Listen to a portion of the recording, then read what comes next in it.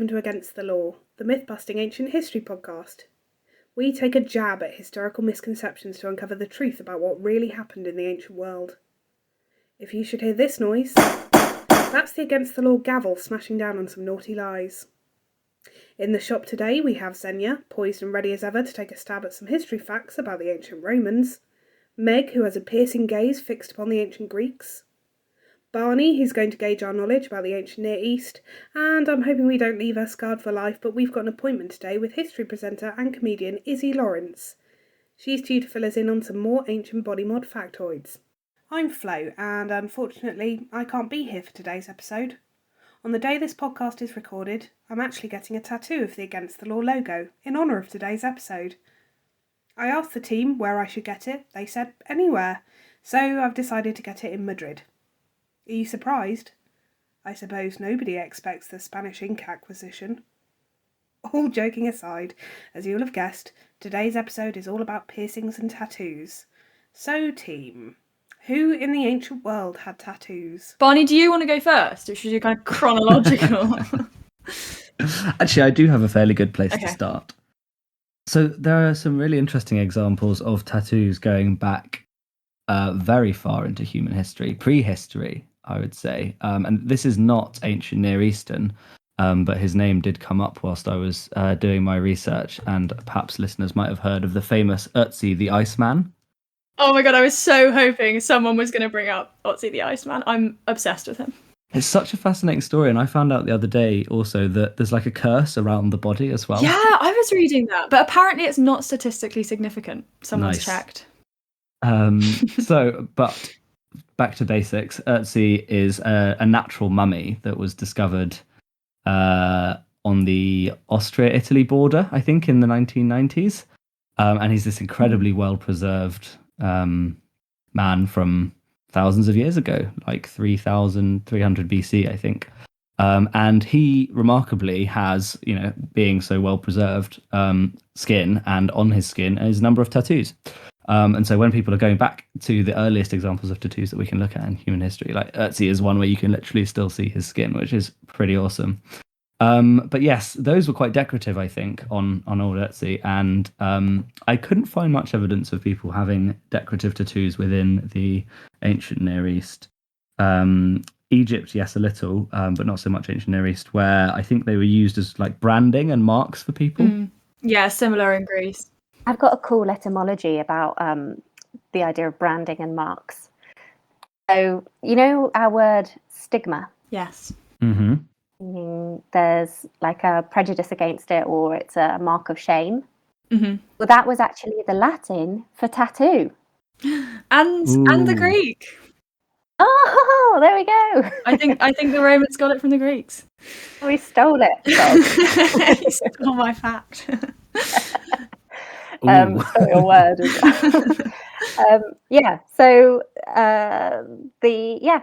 That was tattoos, and they were a mark of shame on people, because slaves, especially runaway slaves, would be tattooed, sometimes even across their forehead. So that mark was really public for everyone to see. And you also, in late antiquity, you get soldiers being tattooed either on their hands or on their forearm, as a mark of sort of ownership or belonging to the army, in the same way that for slaves it was a mark of ownership or of punishment. Although you do get some fun stories, especially in Roman comedy, of lovers or adulterers being threatened with tattooing. Okay. Either as like a mark of their love, or as a mark that they have done something wrong by committing adultery. So the mark of the love thing that still exists now, right? People getting Julian tattooed on their bum. Julian. Hadrian. Yeah. Yes, I think this is going to come up quite a lot today, actually, the kind of body modification as either marking, branding, or punishment. Mm-hmm. It seems like there's a lot of overlap between Greece, Rome, and the ancient Near East. I did find one person. I know I said that there wasn't much general decorative tattooing. But there's an interesting letter in the Neo-Assyrian royal archives. So this was sent to a king. The person writing the letter was asking for exorcists to be employed in the royal court, and he was recommending that 20 of them are hired. And one of them is this sort of fugitive who's got tattoos all over his hands and his face.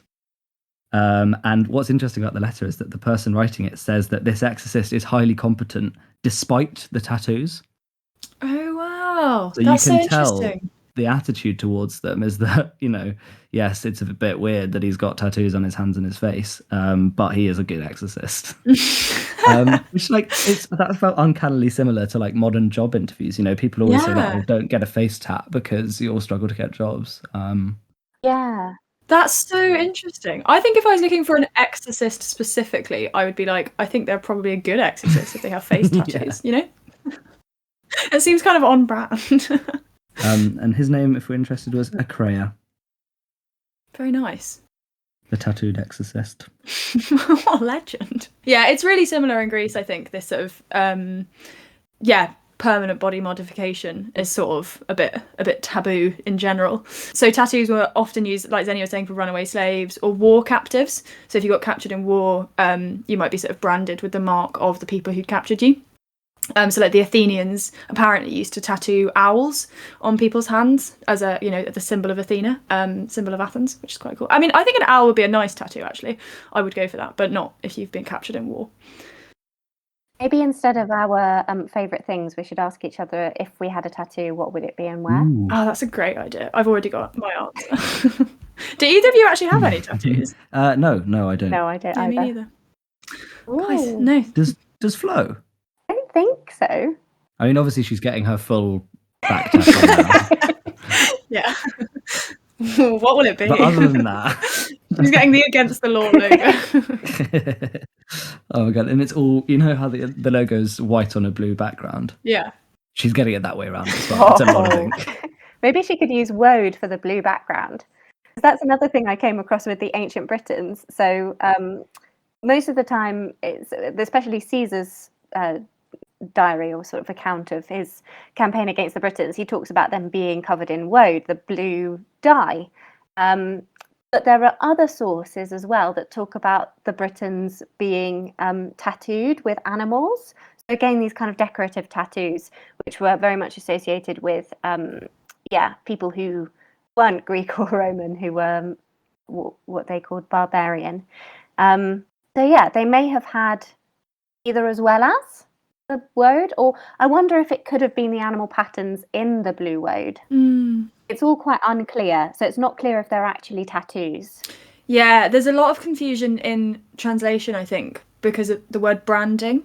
The Greek verb stizor means I tattoo or mark, or sort of you can use it to mean punctuate, like in a sentence. It just means kind of poke in some way. But I think there's often confusion about whether the things that they're talking about are actually tattoos, or if they're sort of branding with like a hot iron or some other kind of mark on the body. It's not quite clear if it's what we would call a modern tattoo. Interesting. This makes me so grateful that tattooing technology has come further than just sticking something sharp into your skin and then popping some ink on top and hoping no infections happened. They used charcoal as well, didn't they? Like rubbing charcoal into sort of cuts was a form of sort of tattooing. Yeah. Gosh, I mean, it's quite a violent act. Even Zena describing modern tattooing there, it does involve puncturing the skin. So I guess I can see why it was used on sort of war captives and enslaved people, and that permanently marking someone else's body, is quite a powerful message. I find it really interesting that it's also it's a highly international thing as well. If you think about the movement of people in the ancient world, especially with the larger empires of the ancient Near East, where people were being moved from, could be Iran to Egypt, not or the whole way through. Some of these empires were stretching that distance, and so people could have tattoos from all over the place. And there's another letter mentioning that an enslaved person in Xerxes' era called Taha had Egyptian writing on her wrist. Ooh, that's cool. And so, yes, they don't know necessarily what it says, but they know that this person's been branded in the past. And then similarly, a papyrus from Elephantine, an island in the Nile in Egypt, mentions that an enslaved person there had barbarian tongue on their hand or on their arm, I think. So, yeah, they're just like, everyone's getting these tattooed persons coming to them, and they know that, yes, they've been enslaved somewhere or they've run away somewhere, even if they don't necessarily know what it means. Is there an example of someone deliberately getting a different language tattooed onto them? Oh, like, yeah, people who get really bad Greek tattoos, or like, yeah. Or like Chinese characters Yeah. that actually mean like fish soup. Yeah. I knew someone once who got the Chinese characters for diarrhea tattooed on them. Oh no. Oh, no. I have a Xerxes tattooing story, if you'd like it. Ooh. This is probably not true, but Herodotus says that Xerxes tried to tattoo the Hellespont. And yeah, this is the whole thing where he built a bridge over the Hellespont during the Persian invasion of Greece in 480 BC. But a storm destroyed the bridge, and Xerxes was so angry that he whipped the sea and tried to tattoo it. And it's unclear how he tried to tattoo the sea, but I kind of admire his ambition. Do you think in that case there it's that ambiguity of the verb? Could I it think be like branding the sea? Branding the sea, I mean, possibly, but the whole story doesn't really make sense, because whipping the sea, he also apparently threw fetters in as if he wanted to lock the sea up, which obviously doesn't make sense either. So I think it's sort of symbolically, you know, even if obviously you can't tattoo the sea. So, but it could be a sort of brand in a different sense. But then they did also, the Xerxes army did tattoo the Greek soldiers who were taken captive at Thermopylae, and that we think that is tattooing. Mm-hmm. So there's a kind of interesting like symbolic parallel there. Like wanted to tattoo the sea because he was so angry, but then actually tattooed the war captives. Do I remember something from a previous episode, Meg, about inanimate objects being tried? Yeah, bread court. Bread court. Is that vaguely similar to the sea being treated as a sort of a... Yeah, quite possibly. And I mean the bread court, the piece of bread that was tried for murder, I think that's kind of all about that idea of like miasma, the kind of pollution of murder and someone needing to take the blame. So I absolutely think that's similar. Like Xerxes wasn't yet engaged in battle and was just really angry at everything. So, took his anger out on the sea. Or sea. Didn't deserve it. You said feta and my mind went straight to cheese. He threw feta into the sea. It'll teach you. What a waste. Salty. Yeah, not salty enough. Also, that's funny because it's Greek, so he's like, I hate this Greek cheese. That'd be really funny. So when I was looking into this topic, I kept finding various different, they were usually magazine articles, so not like massively reliable, saying that Romans had their nipples pierced as a sign of virility, especially men. And there were several things that said, oh yes, of course, Julius Caesar had his nipples pierced. And I was like, I have never, ever come across that in any ancient source. So I think this is a massive against the law. I have no idea how this rumour started. But I have no ancient evidence of Romans piercing their nipples. I would say, because I mean, I think the Greeks and Romans were sort of, on roughly the same page with this. It's almost the opposite, isn't it? Like jewellery is associated with kind of effeminate men and also the East in Greece. So it's almost the opposite of kind of hello. Emphasizing. Most women wore earrings in ancient Rome. That's pretty clear. In terms of jewelry for men, it doesn't tend to be like bracelets or earrings or bangles, but they do have a lot of gold crowns, like really, really beautiful, like gold leaves and flowers, and you get those in men's graves as well as women's. Yeah, similar in Greece, lots of gold in general. But I think this is the key thing, that they really thought that, especially male bodies in Greece, were kind of beautiful and perfect and shouldn't be permanently modified in any way. So like piercings are kind of, women did wear earrings, but men Not really. And they weren't really keen on piercings because of their sort of permanent disfigurement of the body. Whereas like any kind of jewellery that you can just have, on you, like more like clothes, was a lot more popular. Yeah. And I think that links into the stuff about tattooing as well, that's seen as a punishment. It's seen as something kind of foreign or, Do you get some religious cult tattoos, I think, in Roman culture? But again, they're sort of associated with a bit other, a bit Eastern, a bit of a... I guess it's like any other kind of practice that shows your devotion and marks you out as different. Yeah. The Thracians had tattoos, according to the Greeks. So Thracians are like the people from sort of now like northern Greece, Bulgaria, that kind of area. And they had quite fun tattoos, like sort of chevrons and stripes, but also little animals. Like there's some really nice vase paintings where you get Thracian women with deers, like little stags on their shoulders, which I think are really cute. And that's for fun. Those are good, sort of decorative tattoos. And Herodotus, again, who, I think we have to take a lot of what Herodotus says with a pinch of salt, but he says that if you're a Thracian, like having a tattoo is a sign of sort of high noble birth, whereas the lack of a tattoo would signal you as being from a lower class, which is very much the opposite in Greece. You think that's also kind of why he says it? It's because they make them out as opposite, yeah. Yeah, he's saying, those weird Thracians up north, I was thinking about how different forms of, historical object help or hinder learning about tattoos and piercings in the ancient world, because like Meg, you've mentioned Herodotus, so that means we've got textual evidence, and then there's artistic representations of these things as well, and archaeology. Because I was thinking, like with piercings at least, if your ear has rotted away, as humans tend to do when they die, unless they're incredibly well mummified or frozen, how would you ever know that there's a piercing on the body necessarily from archaeology?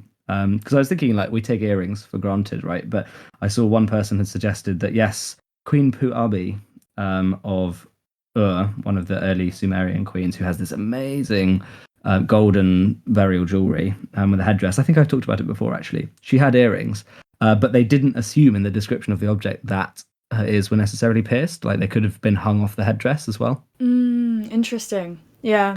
Really makes you, like, reevaluate the things that you assume, you see earring, you think it must go through the ear, but it doesn't necessarily have to. They had some really ornate ones in Greece, like sort of such fancy gold jewelry. Like there's these really cool ones from about 300 BC, which is like a pair of gold earrings, and it's a sort of like a tiny sculpture of a guy called Ganymede, who was a Trojan prince, being like picked up and taken away by Zeus in the form of an eagle.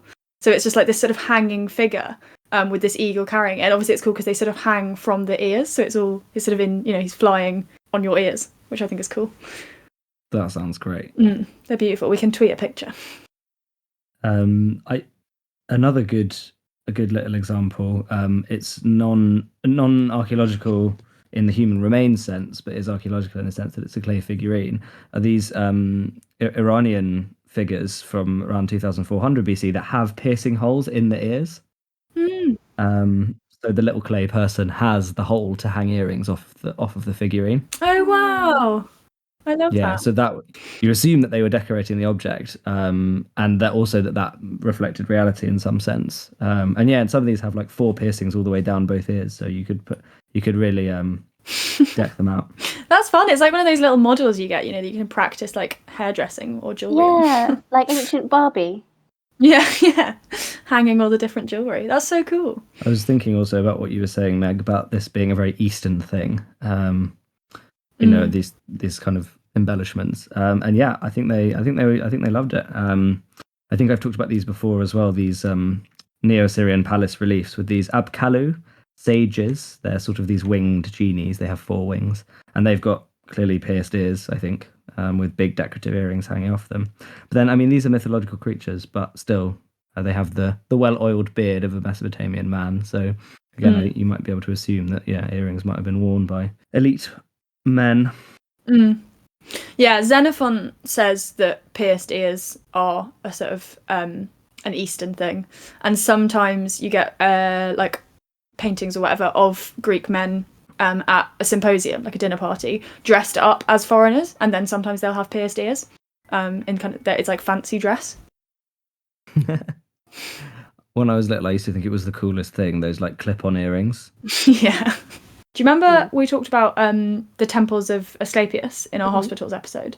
In the Asclepion Epidaurus, there's like actual kind of evidence of the types of healing that happened. There's records, which we've mentioned before. But there's one where a guy comes to get a tattoo removed, like tattoo fixers on Channel 4. Oh my goodness.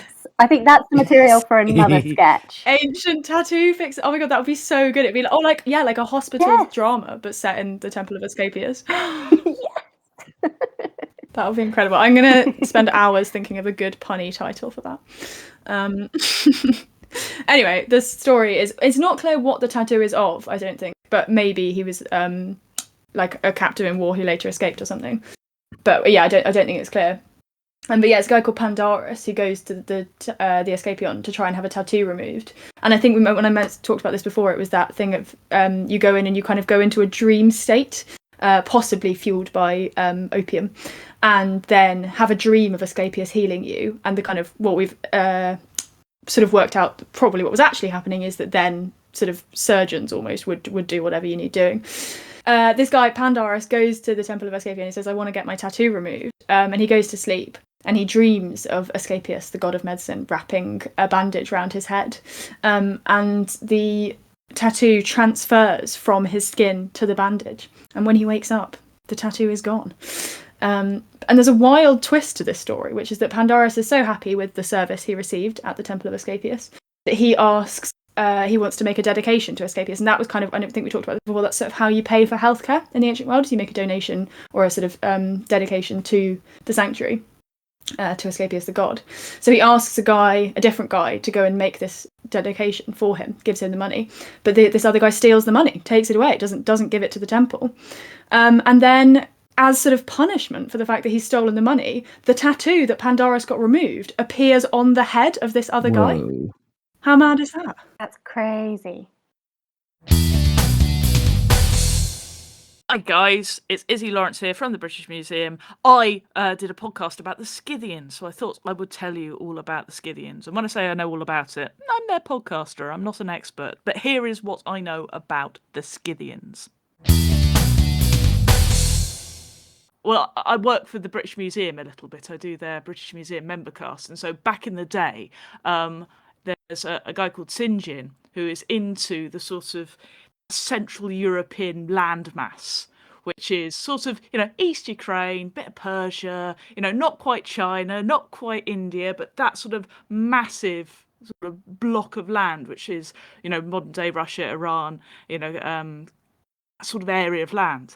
And very rare, the museum has touring exhibitions on, and one time they had a big touring exhibition, and it was put on. It wasn't touring other things. It was just a limited time exhibition at the museum, and it was the Scythians. And every single person went, the what? Who? The where? And it was one of these sort of like amazing sort of things. Go, there's an entire people we don't really know about. And it turns out the British Museum has lots of, obviously in their collections, they've got absolutely everything, but they do have like all of these amazing different objects that are found by them. Because basically, if you imagine the Mongols, right, if you know your Genghis Khans and that sort of thing, think earlier.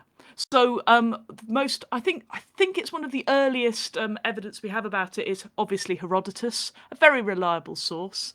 But all that we know really is that Herodotus never saw them naked, because I'll explain why. Because they were a nomadic people, so they moved around the place, they raided lots of places, they raided like the Akkadians, the old Persians, the ancient Greeks. They're basically, if you're an Armenian, you worry about the Scythians because they just come in on their horses and they scarper away without you having any chance of getting your stuff back.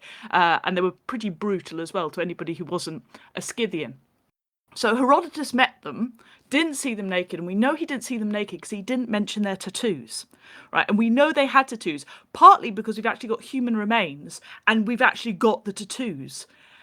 preserved, and they are amazing. They're basically under the t-shirt tattoos, so they'd have been able to get a job at Starbucks quite easily, because all of their like corporate jobs, no problem, because all of their tattoos, they're entirely all over their body, and they're animals and they're intricate patterns, and they're entirely where the clothing would normally cover. And this is why we know Herodotus never saw them naked, because he doesn't mention them at all as having tattooed, and they were heavily tattooed. And part of the reason they reckon why they're heavily tattooed is because of their religious culture. They were, I think it's animists. I'm right in thinking is that the right word? I think it probably is. I sound clever saying it anyway. But they believed in, nature, the spirits of nature. They believed in animals, etc. That was their religion. They didn't have like a god. One god. They weren't monotheists, and they didn't really have a pantheon of gods. They just had this sort of magic animalistic religion. And what they used to do to sort of get into contact with that was they get into their tents, and they have beautiful, different types, obviously depending on what age we're talking, but they had these wonderful tents where they would basically hotbox themselves with loads of marijuana, just shut off all the vents, get as high as they possibly could, light a small fire where they'd be burning the marijuana, and then they would take off their clothes, and the patterns on their bodies, they'd obviously dance and move, and the animals would come to life in that way. And so you have this really sort of weird ritualist, religious, part of being a Scythian, which is sort of getting naked and high and riding about and getting at one with nature, which I absolutely adore. I love that. They're so fun. They also had really cool trousers, or at least the Greeks thought they did. Well, this is the thing, it's very hard to tell what the Greeks find cool is actually cool. You've got to take it with a pinch of salt there. I said exactly that earlier. I was like, we have to take Herodotus with a pinch of salt. Yeah, I was going to say it's illegal to mention Herodotus without saying pinch of salt, right? I mean, I used to do a radio show with Tom Holland, and it was a case of if you mention that Herodotus, or indeed Tom Holland, should be taken with a pinch of salt, Tom Holland gets quite. He's like, actually, no, he's very reliable for these. He'll give you all of the. He's a massive defender of Herodotus, is Tom. So the Scythians are really interesting and really cool, and because they didn't have a written, culture at all, they weren't literate in the sense that they didn't write anything down. It's one of those almost forgotten cultures as well, and it's such a huge landmass they cover. I mean, it's the entire Eurasian steppe. And they're really, I think they're big, if I can remember correctly. It's sort of 7th century BCE, so it's that sort of time when they were really, causing the most. They were the largest. They had similar cultures and that sort of thing. And so their tattoo artists must have been very busy. So usually at the end of each podcast episode, we do favourite things. So we each go around and we say what our favourite thing was. But instead we'll do, if you had a tattoo, what would it be and where? I think if I had a tattoo, it'd have to be a Scythian tattoo. So it would be some sort of wolf or leopard, just in covering the entirety of my body, with maybe some birds coming up the side. But yeah, I'm not a big fan of needles, and also, it's very rare that I hotbox myself in a tent and dance around to firelight. If I did, that'd be the tattoo I would like. For legal reasons, I don't do that. Barney, what tattoo would you get? I think probably something quite small, but and this is not just for the podcast. I did always used to consider when I was at university, if I did want to get a tattoo, that I'd probably get a small cuneiform sign. And I used to get the dingir, which is the divine determinative for the name of a god, which is obviously very arrogant from me. But I've climbed down from those lofty heights of, self-interest. And I think I'd now get the determinative for like fish, maybe. What a journey you've been on there, Barney. I'm a god. I'm a fish. I am a type of metal. What? Why? I just like the idea of having, if a determinative means that you read a word in a certain way, then if I get the determinative on me, I must be that thing. Yeah. Okay, I love it. But yes, the tattoo would be on my breasticle. Is that what you call on my chest? I mean, most men would say chest, or indeed pec. You're not going to assume the presence of pecs. There we go. What about you, Zenia? Just before I say what I would get, I just want to do a little shout out and say that if you become our Patreon supporter, you can get Barney to write your name in cuneiform with any kind of determinative you want. If you pay £50, Barney will tattoo it on your body. On my body or on theirs? Whatever they choose. £100 and it's on Barney's body. My skin is yours. Barney, it's worth it for the podcast. For the podcast. Cool. Well, I would, if I had a tattoo, I'm obsessed with snake-shaped things because the Romans had really, really cool snake-shaped jewelry. So I would get a very thin snake, so quite subtle. So only if you look at it quite carefully can you tell it's a snake. And I would get that round my arm as though it were an arm bracelet. That's lovely. Wouldn't that look a bit wormy? Well, the idea is that it's like a line that goes round with a little tail at the bottom and then with a little snake head at the top. I don't think that'll be wormy. Like quite thin, understated. Also, there's nothing wrong with worms. No, but do you want them wrapped around your arms? That is... Yeah, maybe not. I get showing off your metal and your bling, but you're just getting a tattoo of some, you know. And also, as you get older, that is going to sag, and then you've got a sagging snake, like flopping around your arm. And it's less. Oh well, it'll stay in fantasy land then. I do currently have snake-shaped earrings and a snake-shaped ring to keep me going. And how about you, Meg? So I would get a little tiny octopus. And I don't know where I'd get it. I once saw someone with a tattoo like behind their ear, sort of, you know, on the bit of skin, like just at the back of your neck, kind of almost covered by your ear. But apparently that would be incredibly painful. But I thought that was cool. But I would get the octopus because I love the Minoan octopus vases, and also because me and Alison did a part of Alison. She's not dead. She just left the podcast. We once came up with a theory on our masters about the octopus as a symbol for classical reception. Nice. Behind your ear, though, that is really saying that it is for other people, isn't it? I know. That's the thing. No, because it isn't a tattoo all about like I'm actualizing myself. This is my self-expression, and then it's all for somebody else if it's behind your ear, and also behind your ear for someone else who's behind you in a queue. That's the only time people are going to see it in the post office. Really. But I think it would be cool. I think it would be cool and mysterious. Ha ha! I'm ahead of you. What you should have behind your ear, just so that they know that you're gloating. You're one step ahead. Then, of course, there is a sort of mass execution, guillotine style, in which case they'll be laughing at you. So. And on that note. Now I've just threatened everybody here with public execution.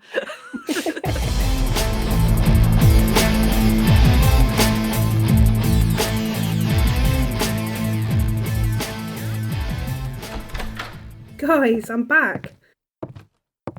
What do you think of my new ink? Meg, leave the cling film on it, it's there to protect it. It should heal in time for the next episode, so I'll be seeing you then. Catch you next time for Against the Law.